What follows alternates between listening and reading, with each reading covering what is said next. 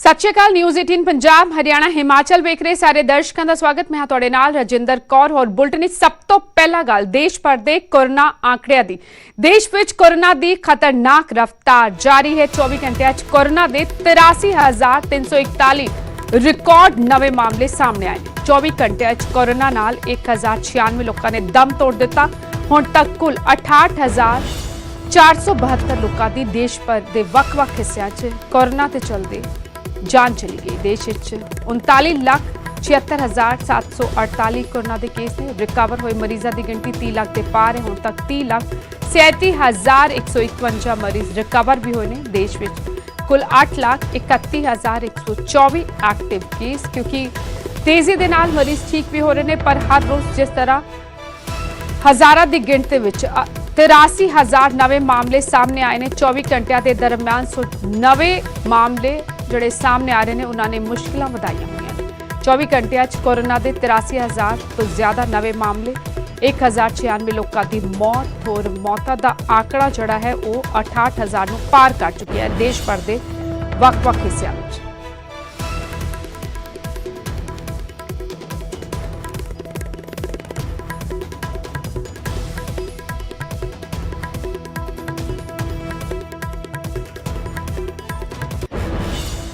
Graphics के जरिए हम तुहानू समझावांगे देश भर के किन्ने आंकड़े ने, किन्ने लोग ठीक हुए हैं, क्योंकि रिकवरी रेट भी चंगा है। 39,36,748 कुल मामले हाले तक कोरोना के रिपोर्ट हुए हैं। इन्हां विचों पिछले 24 घंटे के दरम्यान जोड़े 83,000 तो बाद मामले आए हैं वो भी शामिल ने।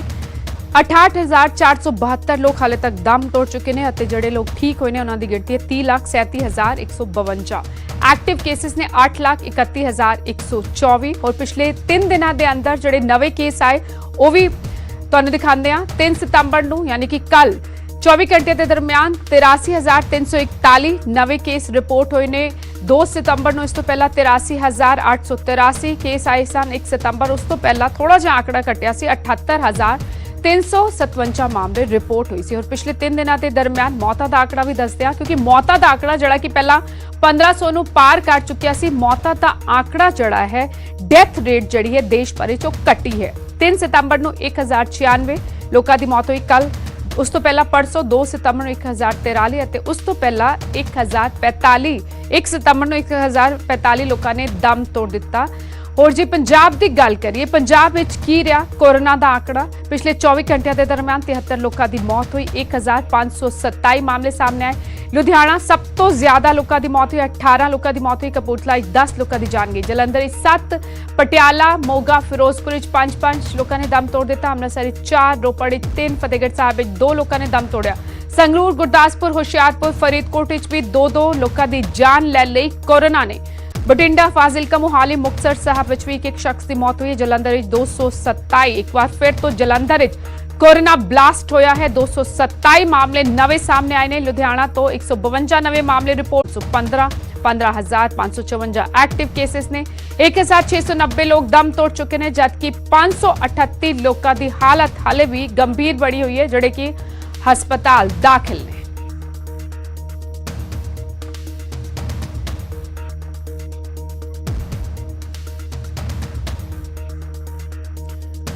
और ग्राफिक्स के जरिए समझाते आप 58,000 कोरोना पॉजिटिव है। और जोड़े दूजे नहीं ने पॉजिटिव उन्होंने भी बचाया जा सके। कोरोना टेस्ट लैके थोड़े काम की खबर। पंजाब में टेस्टिंग तेजी लियाने की कवायद शुरू हो चुकी है। सरकारी हस्पताल बगैर पर्ची के टेस्ट संभव है। मुफ्त टेस्ट होंगे है। सिर्फ आधार कार्ड और मोबाइल नंबर की जरूरत होगी, यानी कि कोई भी कदे भी जाके हस्पताल टेस्ट करवा सकता है। सरकारी हस्पताल जे निजी लैब की गल करिए, निजी हस्पतालों की गल करिए तो कोरोना टेस्ट लिए निजी हस्पताल भी छूट मिलेगी। निजी हस्पताल 250 रुपए नॉर्मल कोविड टेस्ट हो सकेगा। मुख्य सकत्तर विनी महाजन ने सियासतदानों को भी अपील की है कि अफवाहां दूर करने लिए लोगों के विचाले जाण। NGOs और धार्मिक स्थानों भी अगे आने की अपील की है कि लोगों को सुचेत करो, वध तो वध टेस्टिंग हो सके इसके लिए प्रेरित करो।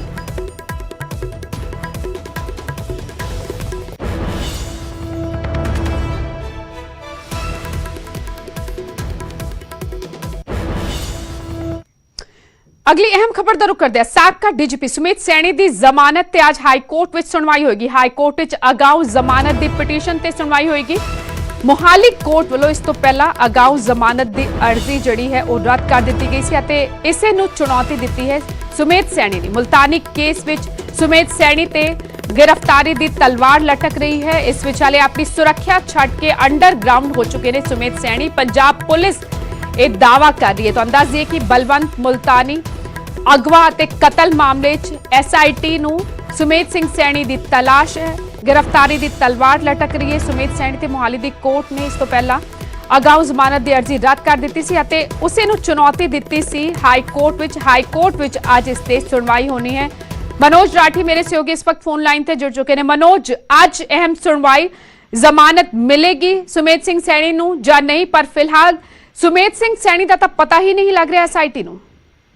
बड़ा रजिंदर, ये हैरान कर देने वाली गल है कि हजे तक जी SIT भी बनाई गई है 7 ਤੋਂ 8 टीमां जी अलग अलग डिवाइड करने तो बाद पंजाब, हरियाणा, हिमाचल, दिल्ली ते होर अलग अलग थां ते टीमां जिहड़ियां हो गई सी, लेकिन छापेमारी भी की गई, लेकिन हजे भी सुमेध सिंह सैनी का कुछ भी पता नहीं लग पाया। एक सब तो बड़ा सवाल इत्थे कि आखिर सुमेध सिंह सैनी है कित्थे, क्योंकि अज जी है अहम सुनवाई जरूर है कोर्ट से, हाई कोर्ट से सुनवाई है, क्योंकि मोहाली कोर्ट से उन्होंने जी बेल एप्लीकेशन है वो डिसमिस कर दी गई सी, यानी कि एक बहुत बड़ा झटका जो है सुमेध सिंह सैनी लग्या सी।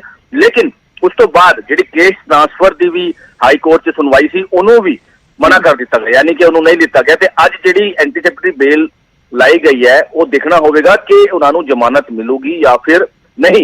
जी अगर नहीं मिलती तो होर SIT का जो शिकंजा है होर तेज हो सकता है। उस तो बाद अगर जमानत मिलती है, हुण देखना होगा, क्योंकि अहम सुनवाई है हाई कोर्ट कि कोर्ट जो है वो फैसला की देती है, क्योंकि लगातार ये जी चीज़ा है बलवंत सिंह मुल्तानी का जो कंट्रोवर्सी लगातार चलता जा रहा है। जी को एक्यूज वादा माफी के जो स्टेटमेंट दी, उस तो बाद 302 जी ऐड होती है, 302 तो बाद जी बेल जी जमानत है वो उत्थे मोहाली कोर्ट च लाई जाती है, उत्थे डिसमिस होती है, फिर हाई कोर्ट च लाई जाती है। हुण सारी ये सारी चीजें हालांकि कल समा तय किया गया है हाई कोर्ट विच सुनवाई दा रजिंदर दोपहर तक ये जी सुनवाई है तो हो सकती है। हुण देखना होगा कि इहदे विच सुमेध सिंह सैनी की मुश्किलां होर वधदी है या उन्होंने कुछ राहत जी है वो मिलती है। ठीक है, खबर ते नजर बढ़ा के रखो, तुहाडे कोल अपडेट लियावांगे। मनोज फिलहाल शुक्रिया। सो आज दोपहर तक तस्वीर साफ हो जाएगी।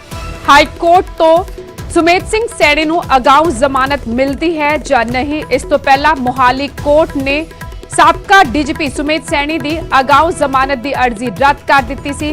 बलवंत सिंह मुल्तानी अगवा ते कतल मामले च SIT नूं लोड़िंदा है साबका DGP सुमेध सैनी। फिलहाल पंजाब पुलिस ये दावा कर रही है कि अपनी सुरक्षा छड़ के अंडरग्राउंड हो चुके हैं सुमेध सैनी। पुलिस उन्हां दी तलाश कर रही है, गिरफ्तारी दी तलवार लटक रही है सुमेध सैनी ते अज तस्वीर साफ हो पाएगी कि सुमेध सैनी नूं जमानत मिलती है जां नहीं। हो रही तस्वीर सुमेध सैनी दे चंडीगढ़ स्थित रिहाइश दियां जिहड़ी कि इस वक्त खाली पई है, सिक्योरिटी उत्थे ही मौजूद, Z+ सिक्योरिटी मिली हुई है सुमेध सैनी नूं, लेकिन सुमेध सैनी का कोई पता नहीं।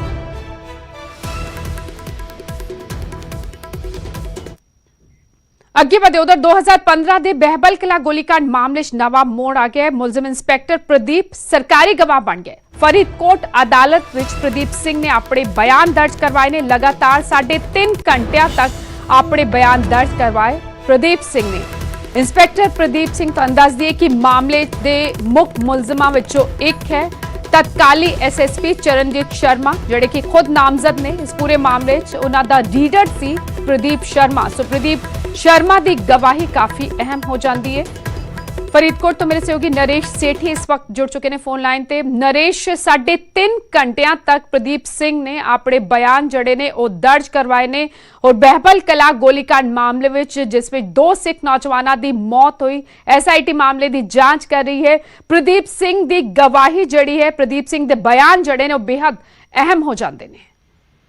बिल्कुल रजिंदर, कल जो SIT वालों एक याचिका दायर करके अदालत में जी सूचना दी थी कि इंस्पैक्टर प्रदीप सिंह जिहड़े कि बहबल गोलीकांड में जिहड़े दोषी के तौर पर नामजद ने उन्होंने जिहड़ा सरकारी गवाह बनाया जा रहा है, जिस तो बाद अदालत वालों 24 तरीक दी गई थी जी प्रदीप सिंह नूं पेश होने लई, पर कल शाम ही जिहड़ा अदालत में पेश हो गए और करीब 3 घंटे के करीब 3.5 घंटे के करीब जिहड़े अदालत में उन्होंने वालों बयान दर्ज कराए गए हैं। हालांकि अंदर की बयान दर्ज हुए ने इस बारे तक कोई ज्यादा जानकारी नहीं है, पर सूत्रों के वाले जिहड़ा सामने आ रहा है ਕਿ ਕਿਸੇ ਅਧਿਕਾਰੀ ਦਾ ਉਹਨਾਂ ਨੇ ਵੱਲੋਂ ਜ਼ਿਕਰ ਕੀਤਾ ਗਿਆ ਕਿ ਕਿਸੇ ਹੁਕਮ ਤੋਂ ਬਾਅਦ ਜਿਹੜਾ ਕੋਟਕਪੂਰੇ ਤੋਂ ਬਹਿਬਲ ਵੱਲੋਂ ਰਵਾਨਾ ਹੋਏ ਸੀ ਔਰ ਇਸ ਅਧਿਕਾਰੀ ਦੇ ਕਹਿਣ ਤੋਂ ਬਾਅਦ ਹੀ ਜਿਹੜਾ ਹੈ ਉਸ ਜਗ੍ਹਾ ਤੇ ਪਹੁੰਚੇ ਸਨ। ਇਸ ਬਾਰੇ ਦੱਸਿਆ ਜਾ ਰਿਹਾ ਕਿ ਉਹਨਾਂ ਵੱਲੋਂ ਖੁਲਾਸਾ ਕੀਤਾ ਗਿਆ, ਪਰ ਫਿਲਹਾਲ ਅਜੇ ਇਸ ਬਾਰੇ ਪੱਕੀ ਜਾਣਕਾਰੀ ਨਹੀਂ ਅਸੀਂ ਦੱਸ ਸਕਦੇ ਕਿ ਉਹਨਾਂ ਵੱਲੋਂ ਕਿਸ ਤਰ੍ਹਾਂ ਦੇ ਬਿਆਨ ਦਰਜ ਕਰਾਏ ਨੇ। ਪਰ ਲਗਾਤਾਰ 3.5 ਘੰਟੇ ਅਦਾਲਤ ਵਿੱਚ ਜਿਹੜੇ ਉਹਨਾਂ ਦੇ ਬਿਆਨ ਦਰਜ ਕਰਵਾਏ ਗਏ ਨੇ ਔਰ ਉਸ ਤੋਂ ਬਾਅਦ ਕਰੀਬ ਰਾਤ 7:30 ਵਜੇ ਤੱਕ ਜਿਹੜੀ ਇਹ ਪ੍ਰਕਿਰਿਆ 3 ਵਜੇ ਤੋਂ ਲੈ ਕੇ 7:30 ਵਜੇ ਤੱਕ ਜਿਹੜੀ ਪ੍ਰਕਿਰਿਆ ਚੱਲਦੀ ਰਹੀ। ਨਰੇਸ਼, ਜਦੋਂ ਪ੍ਰਦੀਪ ਸਿੰਘ ਹੁਣ ਸਰਕਾਰੀ ਗਵਾਹ ਬਣ ਗਏ ਨੇ ਤਾਂ SIT ਵੱਲੋਂ ਕੁਝ ਪ੍ਰਤੀਕਿਰਿਆ ਆਈ ਹੋਏ? ਬਿਲਕੁਲ, ਜਿਹੜੇ SIT ਦੇ ਅਧਿਕਾਰੀ ਬਹੁਤ ਉਸ ਵਕਤ ਮੌਜੂਦ ਤਾਂ ਜ਼ਰੂਰ ਸਨ, ਪਰ ਉਹਨਾਂ ਵੱਲੋਂ ਕਿਸੇ ਕਿਸਮ ਦਾ ਕੋਈ ਆਪਦਾ ਪ੍ਰਤੀਕਿਰਿਆ ਨਹੀਂ ਦਿੱਤੀ ਗਈ ਔਰ ਨਾ ਹੀ ਇਸ ਬਾਰੇ ਕੋਈ ਕੇਸ ਬਾਰੇ ਕੋਈ ਕਿਸੇ ਕਿਸਮ ਦੀ ਜਾਣਕਾਰੀ ਦੇਣ ਦੀ ਉਹ ਇੱਛੁਕ ਨੇ, ਕਿਉਂਕਿ ਬਹੁਤ ਗੰਭੀਰ ਮਾਮਲਾ ਹੈ ਬਹਿਬਲ ਗੋਲੀकांड, ਕਿਉਂਕਿ ਲੱਖਾਂ ਦੀਆਂ ਜਿਹੜੀਆਂ ਭਾਵਨਾ ਇਸ ਨਾਲ ਜੁੜੀਆਂ ਨੇ ਔਰ ਕਿਤੇ ਨਾ ਕਿਤੇ SIT ਵੱਲੋਂ ਇਹ ਕੋਸ਼ਿਸ਼ ਕੀਤੀ ਜਾ ਰਹੀ ਹੈ ਕਿ ਇਸ ਮਾਮਲੇ ਨੂੰ ਬੜੀ ਤੇਜ਼ੀ ਦੇ ਨਾਲ ਜਿਹੜੀ ਅਸੀਂ ਜਾਂਚ ਕਰਕੇ ਇੱਕ ਸਹੀ ਸਿੱਟੇ ਤੇ ਪਹੁੰਚਿਆ ਜਾਵੇ ਔਰ ਜਿਹੜਾ ਉਸ ਵੇਲੇ ਦੇ ਲੋਕਾਂ ਨੂੰ ਇਨਸਾਫ ਦਿਵਾਇਆ ਜਾਵੇ। ਸ਼ੁਕਰੀਆ ਨਰੇਸ਼ तमाम ਜਾਣਕਾਰੀ ਲਈ।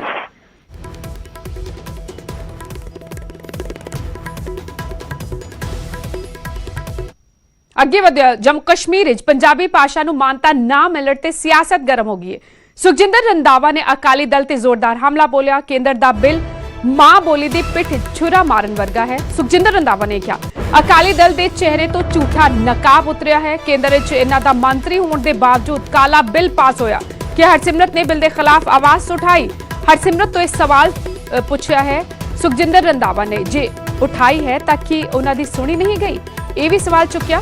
ਸੁਖਜਿੰਦਰ ਰੰਧਾਵਾ ਨੇ ਨਹੀਂ ਸੁਣੀ ਗਈ ਤਾਂ ਅਸਤੀਫਾ ਦੇਣ। ਹਰਸਿਮਰਤ ਕੌਰ ਬਾਦਲ ਖੁਦ ਨੂੰ ਪੰਥਕ ਕਹਾਣ ਵਾਲੀ ਪਾਰਟੀ ਹੁਣ ਜਵਾਬ ਦੇਵੇ। ਕੇਂਦਰ ਨੇ ਦਰਅਸਲ ਜੰਮੂ ਕਸ਼ਮੀਰ ਭਾਸ਼ਾ ਬਿੱਲ ਨੂੰ ਮਨਜ਼ੂਰੀ ਦਿੱਤੀ ਹੈ। ਜੰਮੂ ਕਸ਼ਮੀਰ ਦੀ 5 ਅਧਿਕਾਰਤ ਬੋਲੀਆਂ ਹੋਣਗੀਆਂ, ਲੇਕਿਨ 5 ਅਧਿਕਾਰਕ ਬੋਲੀਆਂ ਵਿੱਚ ਪੰਜਾਬੀ ਬੋਲੀ ਸ਼ਾਮਿਲ ਨਹੀਂ ਹੈ, ਜਿਸ ਤੇ ਹੁਣ ਵਿਵਾਦ ਪੱਕ ਗਿਆ ਹੈ।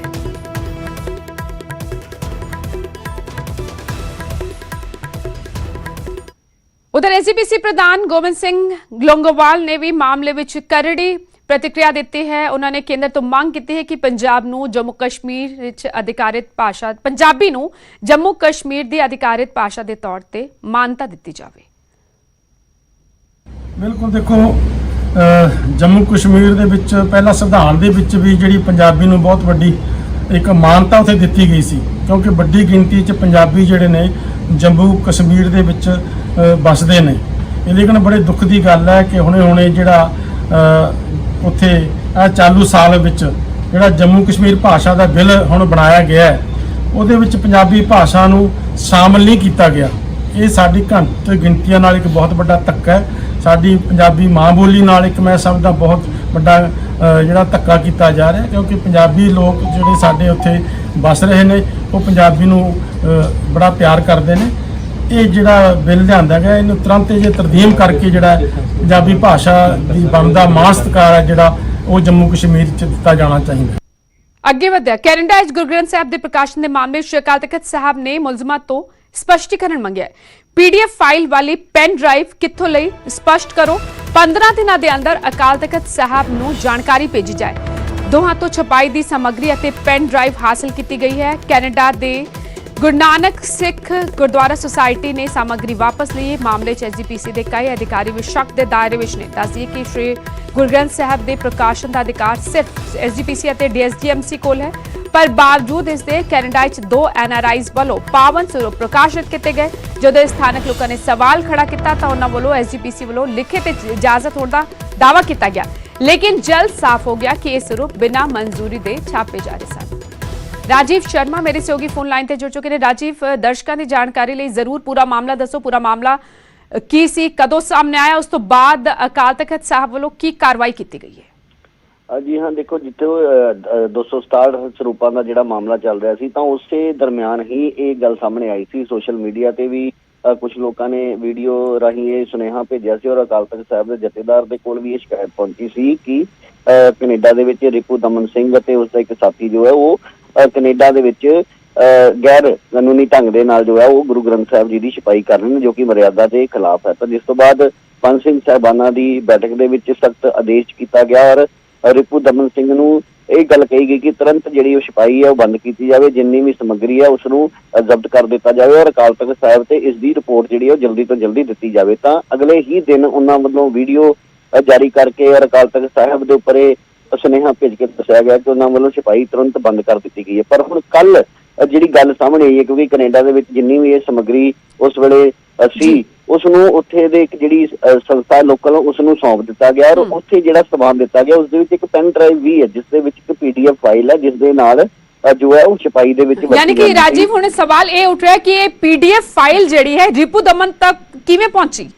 ਜੀ ਹਾਂ, ਬਿਲਕੁਲ ਸਭ ਤੋਂ ਵੱਡਾ ਹੁਣ ਸਵਾਲ ਇਹੀ ਹੈ ਔਰ ਇਹੀ ਜਿਹੜਾ ਮੈਂ ਕਹਿ ਰਿਹਾ ਕਿ ਇਸ ਦੇ ਨਾਲ ਹੀ ਕਿਸੇ ਵੱਡੇ SGPC ਦੇ ਨਾਲ ਸੰਬੰਧਿਤ ਕਿਸੇ ਅਧਿਕਾਰੀ ਮੁਲਾਜ਼ਮ ਦਾ ਜਿਹੜਾ ਨਾਮ ਹੈ ਉਹ ਸਾਹਮਣੇ ਆ ਸਕਦਾ, ਕਿਉਂਕਿ 15 ਦਿਨਾਂ ਦੇ ਵਿੱਚ ਉਸ ਪੈਨ ਡਰਾਈਵ ਬਾਰੇ ਉਹਨਾਂ ਨੂੰ ਦੱਸਣ ਦੇ ਲਈ ਕਿਹਾ ਗਿਆ ਕਿ ਤੁਸੀਂ ਇਹ ਪੈਨ ਡਰਾਈਵ ਕਿਸ ਦੇ ਕੋਲੋਂ ਲਈ ਹੈ, ਕਿਉਂਕਿ ਜੇਕਰ ਅਧਿਕਾਰ ਹੀ ਸਿਰਫ SGPC ਦੇ ਕੋਲ ਹੈ ਤਾਂ ਇਹ ਜਿਹੜੀ PDF ਫਾਈਲ ਹੈ ਉਹਨਾਂ ਤੱਕ ਕਿੱਦਾਂ ਪਹੁੰਚੀ? ਇਹ ਵੀ ਇੱਕ ਬਹੁਤ ਵੱਡਾ ਔਰ ਗੰਭੀਰ ਮਾਮਲਾ ਹੈ ਔਰ ਆਉਣ ਵਾਲੇ ਦਿਨਾਂ ਦੇ ਵਿੱਚ ਇਸ ਤੋਂ ਪਰਦਾ ਵੀ ਉੱਠ ਸਕਦਾ ਔਰ ਕਿਸੇ ਵੱਡੇ ਅਧਿਕਾਰੀ ਦੇ ਉੱਪਰ ਇਸ ਦੀ ਕਾਰਜ ਜਿਹੜੀ ਉਹ ਲਾਜ਼ਮੀ ਤੌਰ ਤੇ ਰਾਜੀਵ ਜੀ ਪਹਿਲੇ ਤੁਸੀਂ ਜਾਣਕਾਰੀ ਦੇ ਰਹੇ ਸੀ ਕਿ SGPC ਦਾ ਇੱਕ ਅਹੁਦੇਦਾਰ ਕੁਝ ਦਿਨ ਰਿਪੁਦਮਨ ਸਿੰਘ ਕੋਲ ਰਿਹਾ ਵੀ ਹੈ, ਯਾਨੀ ਕਿ SGPC ਨੂੰ ਵੀ ਤਾਂ ਪਤਾ ਹੋਣਾ ਹੈ ਪੂਰੇ ਮਾਮਲੇ ਦਾ ਕੀ ਕੁਝ ਚੱਲ ਰਿਹਾ ਹੈ ਕਿ ਸ਼ੱਕ ਦੀ ਸੂਈ ਉਸ ਅਹੁਦੇਦਾਰ ਤੇ ਜਾਰੀ ਹੈ ਔਰ SGPC ਆਪਣੇ ਪੱਧਰ ਤੇ ਜਾਂਚ ਕਰ ਸਕਦੀ ਹੈ, ਪੁੱਛਗਿੱਛ ਕਰ ਸਕਦੀ ਹੈ ਉਸ ਸ਼ਖਸ ਤੋਂ। ਜੀ ਹਾਂ ਬਿਲਕੁਲ, ਕਿਉਂਕਿ ਕੁਝ ਦਿਨ ਪਹਿਲਾਂ ਇਹ ਗੱਲ ਸਾਹਮਣੇ ਆਈ ਸੀ ਕਿ ਇੱਕ ਸੀਨੀਅਰ ਅਧਿਕਾਰੀ ਜੋ ਕਿ ਹੁਣ ਇਹ ਵੀ ਗੱਲ ਸਾਹਮਣੇ ਆ ਰਹੀ ਹੈ ਕਿ ਜਿਹੜੇ ਮੁੱਖ ਸਕੱਤਰ ਨੇ ਡਾਕਟਰ ਰੂਪ ਸਿੰਘ ਜੋ ਕਿ ਹੁਣ ਅਸਤੀਫਾ ਦੇ ਚੁੱਕੇ ਨੇ, ਉਹ ਵੀ ਕੈਨੇਡਾ ਦੇ ਵਿੱਚ ਜੋ ਹੈ ਰਿਪੂ ਦਮਨ ਸਿੰਘ ਦੇ ਸੰਪਰਕ ਦੇ ਵਿੱਚ ਰਹੇ ਨੇ, ਉਹਨਾਂ ਨੂੰ ਮਿਲਦੇ ਵੀ ਰਹੇ ਨੇ।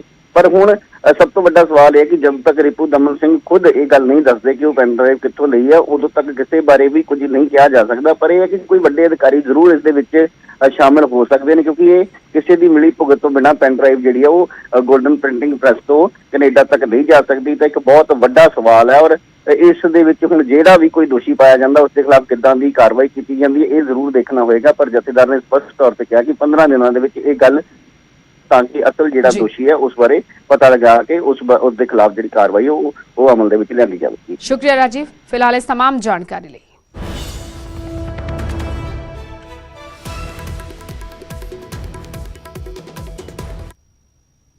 ਅੱਗੇ ਵਧਿਆ ਗੱਲ ਕਥਿਤ ਸਕਾਲਰਸ਼ਿਪ ਘੁਟਾਲੇ ਦੀ, ਜਿਸ ਨੂੰ ਲੈ ਕੇ ਮਚੇ ਘਮਸਾਨ ਵਿਚਾਲੇ ਹੁਣ ਇਸ ਦੀ ਜਾਂਚ ਵੀ ਸ਼ੁਰੂ ਹੋ ਗਈ। ਸਰਕਾਰ ਵੱਲੋਂ ਸਮਾਜਿਕ ਨਿਆਂ ਤੇ ਅਧਿਕਾਰਤਾ ਵਿਭਾਗ ਦੇ ਵਧੀਕ ਮੁੱਖ ਸਕੱਤਰ ਦੀ ਜਾਂਚ ਰਿਪੋਰਟ ਦੀ ਪੜਤਾਲ ਕਰਵਾਈ ਜਾ ਰਹੀ ਹੈ। ਸਕੱਤਰ ਨੇ 3 IAS ਆਫੀਸਰਾਂ ਦਾ ਇੱਕ ਪੈਨਲ ਗਠਨ ਕੀਤਾ ਹੈ। ਪੈਨਲ ਵੱਲੋਂ ACS ਦੀ ਰਿਪੋਰਟ ਦੀ ਪੜਤਾਲ ਕੀਤੀ ਜਾਏਗੀ। ਪੈਨਲ ਨੂੰ 3 ਦਿਨਾਂ ਦੇ ਅੰਦਰ ਆਪਣੀ ਰਿਪੋਰਟ ਮੁੱਖ ਸਕੱਤਰ ਨੂੰ ਸੌਂਪਣੀ ਹੋਏਗੀ।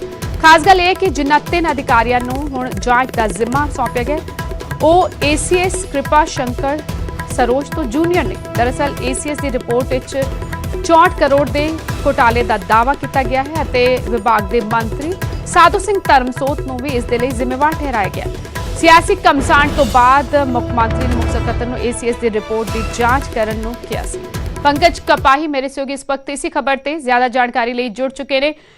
पंकज, एक एडिशनल चीफ सैकटरी अपनी रिपोर्ट दिंदा है ਅਤੇ ਹੁਣ उस रिपोर्ट की की पड़ताल 3 IAS ऑफिसरां ਨੂੰ ਜਿਹੜੀ ਸੌਂਪੀ ਗਈ ਹੈ ਕਿ ਤਿੰਨੋਂ ਉਹਨਾਂ ਤੋਂ ਜੂਨੀਅਰ ਨੇ, ਕਿਉਂਕਿ ਪਹਿਲਾਂ ਹੀ ਸਵਾਲ ਉੱਠ ਰਹੇ ਨੇ ਕਿ ਮੁੱਖ ਸਕੱਤਰ ਨੂੰ ਜਾਂਚ ਦਾ ਜ਼ਿੰਮਾ ਕਿਉਂ ਸੌਂਪਿਆ ਗਿਆ। ਵਿਰੋਧੀ ਸਵਾਲ ਚੁੱਕ ਰਹੇ ਨੇ। ਬਿਲਕੁਲ ਜਿੰਦਰ, ਕਿਉਂਕਿ ਇਸ ਪੂਰੇ ਕਥਿਤ ਘੁਟਾਲੇ ਦੇ ਵਿੱਚ ਨਾਮ ਜਿਹੜਾ ਵਾ ਜਿਹੜੇ ਸੰਬੰਧਿਤ ਮੰਤਰੀ ਦਾ ਆ ਰਿਹਾ ਵਾ ਸਾਧੂ ਸਿੰਘ ਧਰਮਸੋਤ ਹੋਰਾਂ ਦਾ। ਉਹ ਸਾਧੂ ਸਿੰਘ ਧਰਮਸੋਤ ਕਹਿ ਰਹੇ ਨੇ ਕਿ ਉਹ ਇਸ ਦੇ ਵਿੱਚ ਪਾਕ ਸਾਫ ਨੇ, ਜੋ ਵੀ ਮੁੱਖ ਮੰਤਰੀ ਜਾਂਚ ਦੇ ਵਿੱਚ ਕਹਿਣਗੇ ਉਹ ਪੂਰੀ ਤਰੀਕੇ ਦੇ ਨਾਲ ਉਸ ਮੁਤਲਕ ਜਾਣਕਾਰੀ ਦੇਣਗੇ।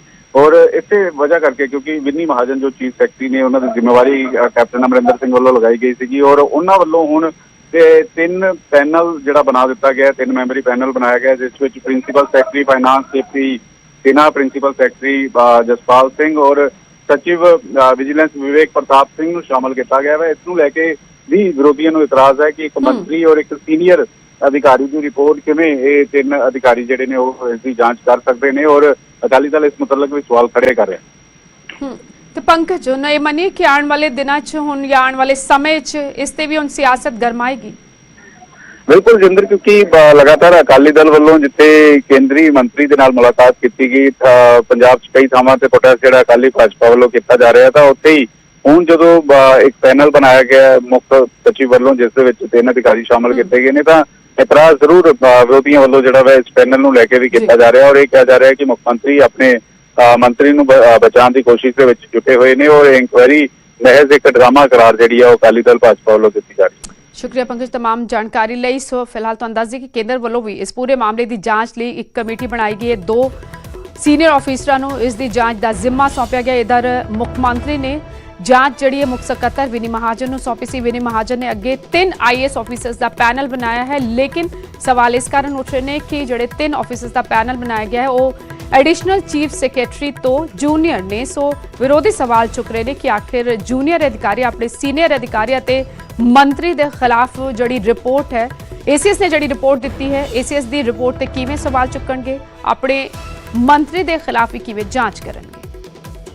खेती ऑर्डिनेंस से लगातार सियासत पक्की हुई। एक बार फिर सियासत गरमाई क्योंकि प्रकाश सिंह बादल ते हुण सुनील जाखड़ ने पलटवार किया है।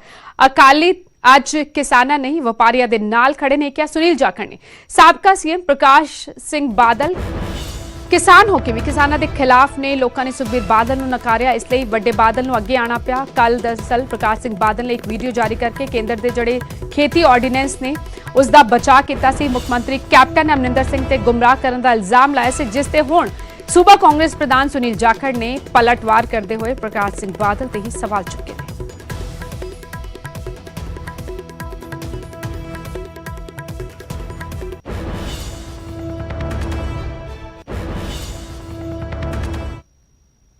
जो बनी है ये भी अपने जोर न बनी है।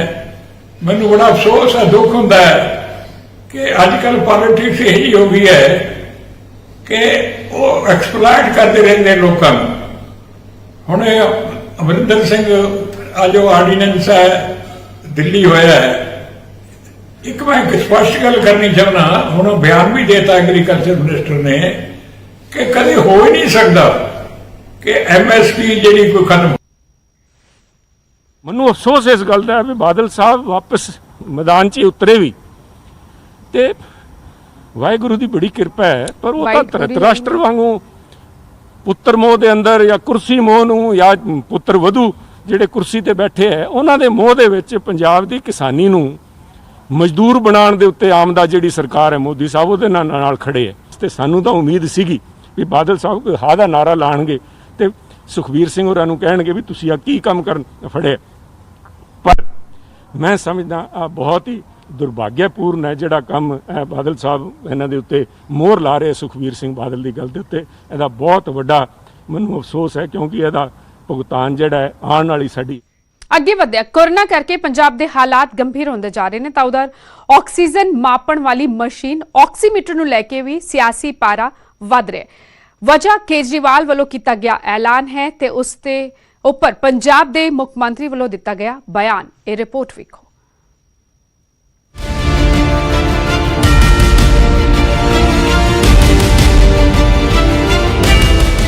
ਆਮ ਆਦਮੀ ਪਾਰਟੀ ਦੇ ਸੁਪਰੀਮੋ ਅਰਵਿੰਦ ਕੇਜਰੀਵਾਲ ਨੇ ਦਿੱਲੀ ਵਾਲਾ ਮਾਡਲ ਪੰਜਾਬ 'ਚ ਲਿਆਉਣ ਦੀ ਗੱਲ ਕਹੀ ਤੇ ਘਰ ਘਰ ਆਕਸੀਮੀਟਰ ਪਹੁੰਚਾਉਣ ਦਾ ਜੋ ਐਲਾਨ ਕੀਤਾ ਤਾਂ ਹੁਣ ਆਕਸੀਮੀਟਰ ਨੇ ਪੰਜਾਬ ਦਾ ਸਿਆਸੀ ਥਰਮਾਮੀਟਰ ਵਧਾ ਦਿੱਤਾ ਹੈ।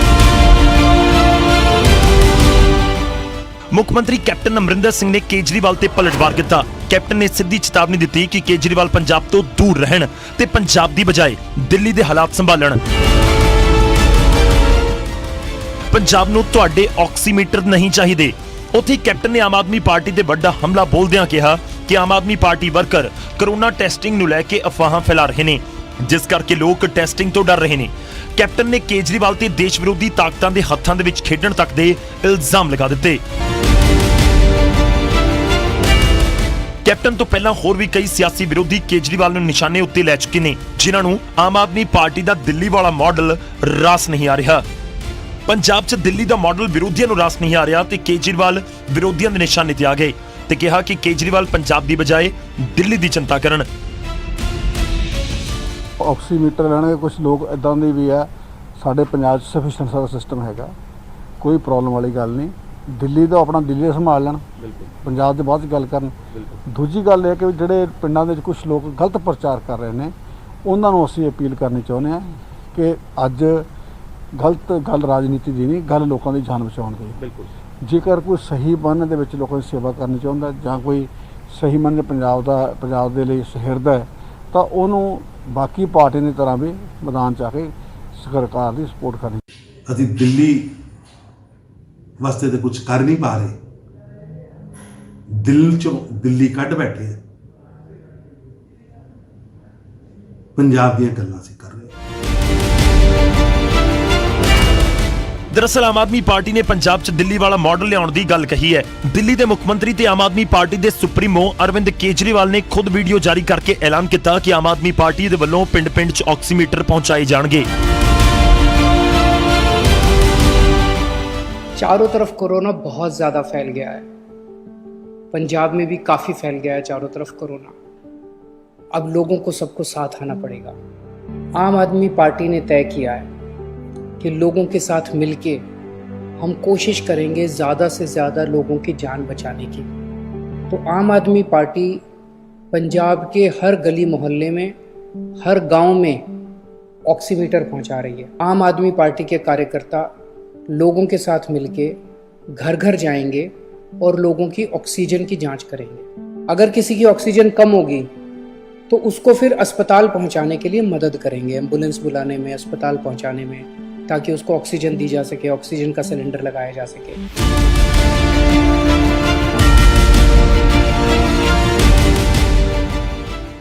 ਆਖਿਰ ਆਕਸੀਮੀਟਰ ਹੈ ਕੀ ਅਤੇ ਕਿਵੇਂ ਮਦਦਗਾਰ ਸਾਬਿਤ ਹੁੰਦਾ ਹੈ, ਤੁਹਾਨੂੰ ਇਸ ਤੋਂ ਵੀ ਵਾਕਿਫ ਕਰਵਾ ਦਿੰਦੇ ਹਾਂ।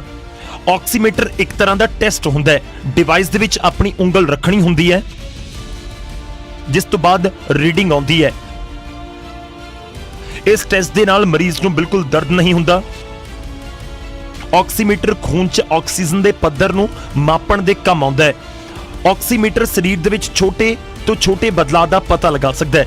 ਪਤਾ ਲੱਗਦਾ ਹੈ ਕਿ ਸਾਹ ਲੈਣ ਦੇ ਲਈ ਕਿਸੇ ਤਰ੍ਹਾਂ ਦੀ ਮਦਦ ਦੀ ਜ਼ਰੂਰਤ ਹੈ, ਦਿਲ ਸਹੀ ਤਰੀਕੇ ਨਾਲ ਕੰਮ ਕਰ ਰਿਹਾ ਹੈ ਜਾਂ ਨਹੀਂ, ਉਸ ਬਾਰੇ ਵੀ ਜਾਣਕਾਰੀ ਮਿਲਦੀ ਹੈ।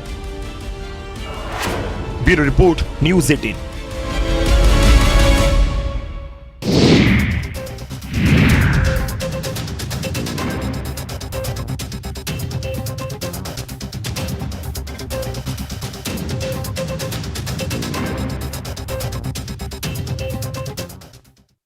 जब भी गोल्ड लोन का ख्याल आए तो मुथूट फाइनेंस का ही नाम आए। कॉल कीजिए 1-800-313-1212। और केजरीवाल ਦੇ ਆਕਸੀਮੀਟਰ ਵਾਲੇ ਬਿਆਨ ਤੇ ਸੁਨੀਲ ਜਾਖੜ ਨੇ ਕੀ ਕਿਹਾ, ਉਹ ਸੁਣਾਉਂਦੇ ਹਾਂ।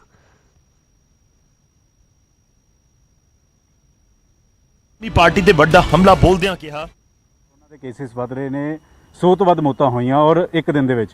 ਹੁਣ ਅਰਵਿੰਦ ਕੇਜਰੀਵਾਲ ਹੋਰਾਂ ਨੇ ਆਕਸੀਮੀਟਰ ਭੇਜੇ, 20,000 ਤੋਂ ਜ਼ਿਆਦਾ ਆਕਸੀਮੀਟਰ ਭੇਜੇ ਨੇ। ਕਿਵੇਂ ਦੇਖਦੇ ਹੋ? ਜਦੋਂ ਆਕਸੀਮੀਟਰ ਆ ਗਏ, ਉਹ ਕਹਿ ਰਹੇ ਕਿ ਪਿੰਡਾਂ 'ਚ ਅਸੀਂ ਜਾਵਾਂਗੇ, ਲੋਕਾਂ ਨੂੰ ਬਾਕਾਇਦਾ ਤੌਰ ਤੇ ਆਕਸੀਮੀਟਰ ਦੇ ਜ਼ਰੀਏ ਆਕਸੀਜਨ ਚੈੱਕ ਕਰਾਂਗੇ ਤਾਂ ਕਿ ਕਰੋਨਾ ਤੋਂ ਬਚਾਇਆ ਜਾ ਸਕੇ।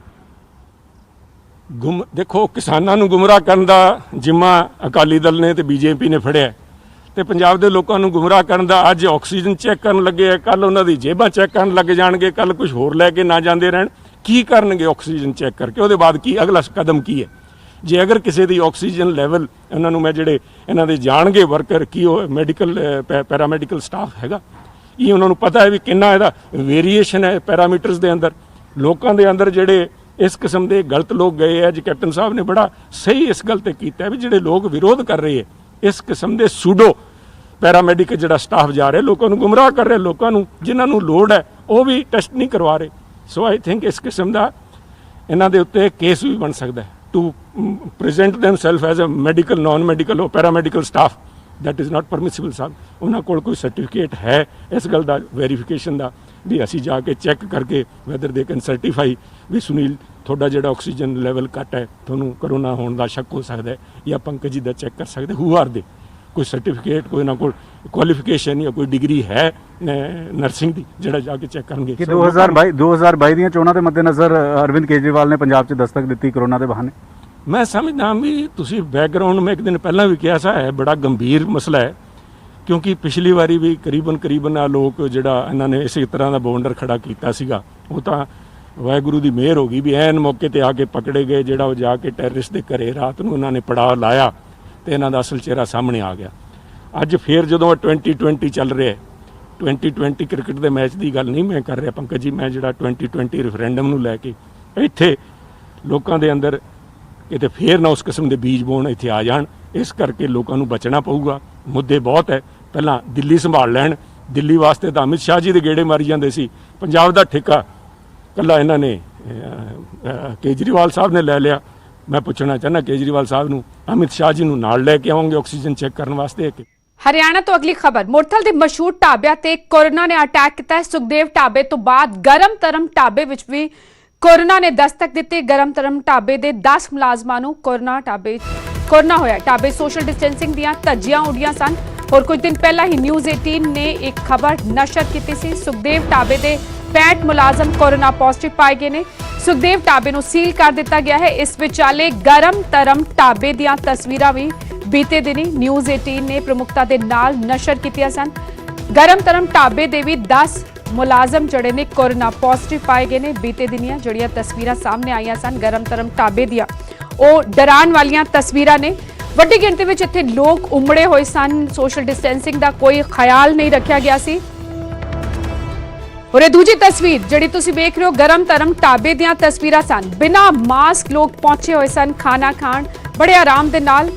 ਵੱਡੀ ਗਿਣਤੀ ਵਿੱਚ ਲੋਕਾਂ ਦਾ ਇਕੱਠ, ਨਾ ਲੋਕਾਂ ਨੂੰ ਕੋਈ ਡਰ ਕੋਰੋਨਾ ਦਾ ਅਤੇ ਨਾ ਹੀ ਜ਼ਿਲ੍ਹਾ ਪ੍ਰਸ਼ਾਸਨ ਨੂੰ ਕੋਈ ਚਿੰਤਾ। ਸੋਨੀਪਤ ਦੇ ਮੁਰਥਲ ਢਾਬੇ ਦੀਆਂ ਇਹ ਤਸਵੀਰਾਂ ਕਿਸ ਤਰ੍ਹਾਂ ਲੋਕ इकट्ठे होकर फोटो खिंचा रहे हैं, बुजुर्ग भी पहुंच रहे हैं, बच्चे भी पहुंच रहे हैं। लोग तो गंभीर है ही नहीं, जिला प्रशासन भी लापरवाह नजर आ रहा है। किस तरह की कोई नजर इन्हां ढाबियां ते नहीं रखी जा रही। और ये कोई आम दिनां दीयां तस्वीरां नहीं ने, ये ताज़ा तस्वीरां ने कोरोना के कहर विचाले। हरियाणा में कोरोना के मामले 70,000 के करीब पहुंच चुके हैं। और विचाले मुरथल के गरम तरम ढाबे दी तस्वीरां बीते दिन सामने आईयां सन। खौफनाक तस्वीरां, डराने वाली तस्वीरां। और इसी कारण शायद कोरोना दी वधदी रफ्तार ते लगाम नहीं लगाई जा पा रही, क्योंकि लोग भी बेपरवाह ते प्रशासन भी बेखबर। वड्डी गिणती विच ढाबियां ते लोग पहुंच रहे ने। सोशल डिस्टेंसिंग का कोई ख्याल नहीं रखा जा रहा, किसी ने मास्क नहीं पाया होया, लोग उमड़े हुए ने। जरूरत है कि ढाबा प्रबंधकां ते भी नियमां दी उलंघना दा मामला दर्ज होए। गरम तरम ढाबे दे 10 मुलाजम कोरोना पॉजिटिव पाए गए ने अते पहली तस्वीर सुखदेव ढाबे के मुलाजमां की जदों जांच हुई तो 65 मुलाजम, रिकॉर्ड 65 मुलाजम कोरोना पॉजिटिव पाए गए। फिलहाल सील कर दिता गया है सुखदेव ढाबे। के ढाबे अपने पराठों के स्वाद के लिए देश भर में मशहूर हैं, लेकिन अब यही स्वाद कुछ राज्यों के लिए आफत बन गया। हम आपको बता दें कि कोरोना टेस्ट करवाए गए थे जो ढाबे पर कर्मचारी हैं, और सुखदेव ढाबा अपने नाम से ही बहुत ज़्यादा मशहूर देश भर में है। और इसी ढाबे के 71 कर्मचारी कोरोना पॉजिटिव मिले हैं। हालांकि उसके बाद जो प्रशासन है, आप तस्वीरें देख सकते हैं कि उसने ढाबे को सील कर दिया है। लेकिन कहीं ना कहीं प्रशासन और सबसे बड़ी लापरवाही यहाँ मुरथल थाना बहुत पास लगता है उसकी सामने आई है, क्योंकि न्यूज़ 18 ने जो तस्वीरें हैं इसके साथ गरम गरम ढाबा लगता है उसकी दिखाई थी। जो यहाँ पर नियमों के तहत ढाबों को खोलने की इजाज़त दी गई थी उनमें ये नियम थे कि सोशल डिस्टेंसिंग और उसके साथ साथ मास्क और सैनिटाइज़र का जो यूज किया जाएगा। लेकिन जो तस्वीरें सामने आई वो बहुत ज़्यादा डरावने वाली थी, लेकिन प्रशासन उसके बाद भी नहीं जागा और गरम गरम ढाबे से भी पॉजिटिव केसेस निकले हैं। जिसके बाद जो प्रशासन है उसने सील करने में भी 10 से 12 घंटे लगा दिए और वो सुबह हैं वो केसेस आ चुके थे, लेकिन शाम को ये दोनों ढाबे सील किए गए। और उसके बाद अब आप देख सकते हैं कि यहाँ पर कोई अधिकारी तक मौजूद नहीं है यह देखने के लिए कि जो ढाबे सैनिटाइज किए जा रहे हैं या नहीं किए जा रहे हैं। इसके अलावा सबसे बड़ी बात यह है कि अकेला हरियाणा ही नहीं, हरियाणा के अलावा चंडीगढ़, पंजाब, हिमाचल प्रदेश, उत्तर प्रदेश और राजस्थान तक के लोग यहाँ खाना खाने आते हैं। लेकिन कौन कौन यहाँ खाना खाने आए और यहाँ से गए इनका रिकॉर्ड तक ढाबों के पास नहीं है। बहरहाल अब देखना यही होगा कि ढाबों को सील करने के बाद जो यहाँ पर आए और गए, कौन कौन कॉन्टैक्ट में आए, उनकी जो लिस्ट है प्रशासन कब तक जारी करेगा और कितने पॉजिटिव केसेज और निकलेंगे। लेकिन जो लापरवाही मुरथल थाना के द्वारा सामने आई उन पर जांच की आंच कब तक पहुंचेगी यह देखना लाजमी होगा। सोनीपत से नितिन अंतिल मेरे सहयोगी इस वक्त सोनीपत तो जुड़ चुके ने। नितिन, क्या अपडेट ये है कि सुखदेव ढाबे के साथ साथ गरम धरम ढाबे को भी सील कर दिया गया? क्योंकि गरम धरम ढाबे की तस्वीरें हमने पिछले दिनों दिखाई थी, डराने वाली तस्वीरें थी। ना लोगों में कोरोना का खौफ और ना ही जिला प्रशासन जो है वो सतर्क था। जी बिल्कुल, जिस तरह से बिल्कुल न्यूज 18 ने प्रमुखता से मामले को उठाया और बिल्कुल दिखाया गया और यहाँ के जो प्रशासनिक अधिकारी हैं उनको भी बताया गया कि जो नियम है उनको ताक पर रखा जा रहा है, लेकिन किसी भी नियम की पालना के लिए यहाँ पर पुलिस अधिकारी तक नहीं पहुंचे और उसका जो परिणाम है ये निकला कि गरम दरम जो सुखदेव ढाबा वहां से तो 71 मामले निकले ही, वही गरम दरम ढाबे से भी पॉजिटिव केसेज निकले जो 10 के करीब है और उस जो अब फिलहाल गरम दरम ढाबे को सील जरूर कर दिया गया है। मुरतुल थाना यहाँ पर लगता है कर्मचारियों की जो ड्यूटी सिर्फ ढाबों के लिए लगाई गई है क्योंकि कोरोना काल चल रहा है और ढाबे बहुत ज्यादा मुश्किल में ही हैं और यहाँ पर जो आवाजावक दिल्ली के 10,000 के करीब जो लोग यहाँ पर इन ढाबों पर आते हैं और चले जाते हैं, लेकिन अब यही आफत बन गई है प्रशासन के लिए क्योंकि जो कॉन्टैक्ट हिस्ट्री है वो प्रशासन उनकी नहीं निकाल पा रहा है, ढाबों के पास उनका कोई रिकॉर्ड नहीं है। और अब प्रशासन ने जो कल एक बड़ी लापरवाही ये भी सामने आई कि कोई केसेज को पहले दबा ही दिया गया क्योंकि जो ये सुबह निकल चुके थे केसेज, लेकिन जो प्रशासन दबाता रहा और दोपहर बाद जो डीसी सोनीपत उन्होंने पुष्टि की कि हाँ सुखदेव ढाबे से केसेज निकले हैं और जो गरम दरम ढाबे से भी केस निकले हैं। दोनों ढाबों को सील जरूर कर दिया गया है लेकिन अधिकारी कोई मौजूदगी नहीं है, कहीं ना कहीं लापरवाही अब आम जनता पर भारी दूर पड़ेगी। साफ तौर पर जो कोविड-19 की गाइडलाइंस हैं उनकी उल्लंघना हुई, सो कोई मामला भी दर्ज होगा? जी बिल्कुल, इस बारे में सोनीपत के डीसी हैं उनसे हमने पूछी है श्यामलाल पुनिया से, लेकिन उनका ये कहना है कि वो अपील करेंगे, शायद किसी और बड़ी अभी यहाँ पर लापरवाही की जरूरत है। प्रबंधकों ने लापरवाही बरती, साफ तौर पर ये तस्वीरें बता रही हैं। जी बिल्कुल, लेकिन जो डीसी हैं, जो प्रशासन है या पुलिस है, उनको ये लापरवाही दिखाई नहीं दे रही और कार्रवाई की बात की बजाय वो ये कह रहे हैं कि अब हम अपील करेंगे। हालांकि जो एक एफआईआर दर्ज करने का ये नियम बनाया गया कि उल्लंघना की जाती है बार बार, लेकिन एफआईआर दर्ज करने की बात तो दूर, सख्ती तक की बात अब प्रशासन नहीं कर रहा। जी शुक्रिया नितिन तमाम जानकारी के लिए। सो करते रहो अपील लोगों ਨੂੰ, लोग किस तरह बेखौफ होके गरम तरम ਢਾਬੇ पहुंचे सन। बीते दिनों ਦੀਆਂ तस्वीरां और हुण गरम तरम ਢਾਬੇ ਦੇ ही 10 मुलाजम कोरोना पॉजिटिव पाए गए ने। जड़े लोग बीते दिनी सुखदेव ढाबे ਜਾਂ गरम तरम ढाबे खाना खाण पहुंचे ने उन्हां ते भी हुण कोरोना का खतरा मंडरा रहा है। वड्डा सवाल यह है कि लोग तां गंभीर नहीं, प्रशासन क्यों नहीं सुचेत सी? प्रशासन ने पहला ही कार्रवाई क्यों नहीं की? फिलहाल सुखदेव ढाबे अते गरम तरम ढाबे नूं सील कर दिता गया है।